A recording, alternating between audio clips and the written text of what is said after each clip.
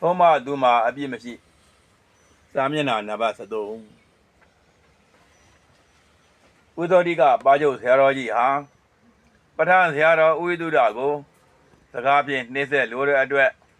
တစ်လေကျွမ်းမောင်ကြောင်းမြေနေရာရှားတဲ့အခါဩဒရိုင်းခတ်တဲ့အခါဒီမှာအကူကြီးပေးခဲ့တယ်နှစ်သာမဏေရာစာချဘုန်းကြီးနှစ်ပါးကုကြီးစာချပေးဖို့ဆေးလွတ်ပေးခဲ့တယ်လို့ပြောခဲ့တယ်ဒီစကားနှစ်ခွင်းကမှန်ပါတယ်တို့တော့ဥသောတိကလွှဲပေးတဲ့စာချဘုန်းကြီးနှစ်ပါးကိုပြောအောင်မမွေးတတ်တာဝိတုဒ္ဓအပြစ်ဖြစ်တယ်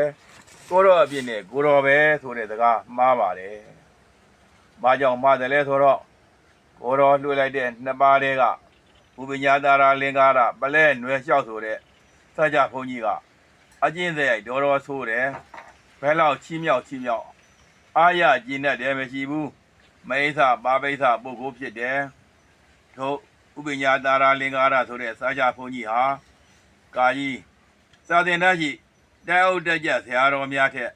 နှစ်ဆပေးကမ်းချီးမြောက်ရတယ်ခါခွေစာသင်တတ်စီကံဘောင်းအတွင်းမာမနေဘူးကငယ်ဥသောတိကကိုသာဆရာလို့သတ်မှတ်ပြီးတပည့်တော်ကိုဆရာလို့မသတ်မှတ်ဘူးခါကြီး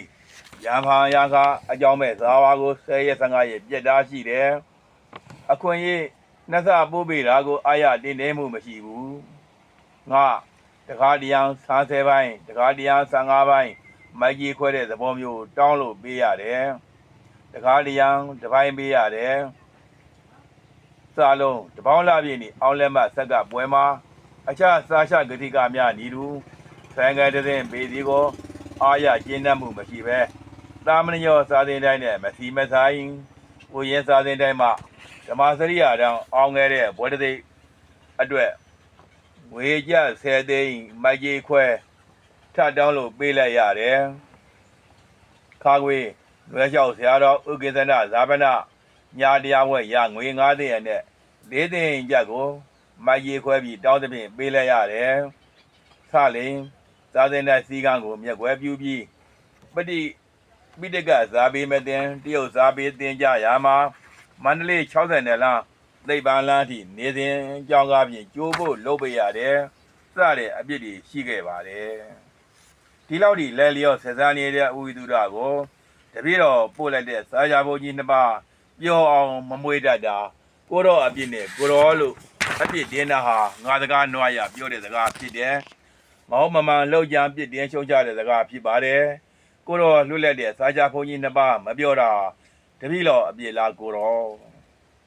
လွင်ခဲ့တဲ့26ရက်4လ2025နေ့ကဥသောတိကမှဥဝိတုဒ္ဓတပည့်တော်လွတ်လပ်တဲ့စာချဘုန်းကြီးပြောမမွေးတတ်ဒါကိုတော်အပြစ်နဲ့ကိုတော်ဆိုတဲ့စကားကမှားပါတယ်ထိုအပြစ်မှန်နေကိုဥသောတိကတကယ်မကြားလို့ပြောတာလားတမင်သက်သက်နှိမ့်ဆက်ဆွဲပြောတာလားပြန်စဉ်းစားပါဦးကိုတော်တပည့်တော်ကတော့ကိုတော်ပို့လိုက်တဲ့စာချဘုန်းကြီးနှစ်ပါးကိုမပြောအောင်မွေးခဲ့တာအမှန်ပါပဲ